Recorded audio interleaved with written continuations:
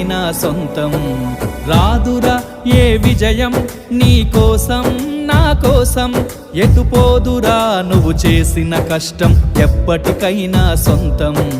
కాలంతో పయనించేవాడికి కానిది ఏముంది, సాధనతోనే సాధ్యమవ్వునని సదాశయంతో సాగర ముందుకు. రాదురా ఏ విజయం నీ కోసం నా కోసం, ఎటుపోదురా నువ్వు చేసిన కష్టం ఎప్పటికైనా సొంతం.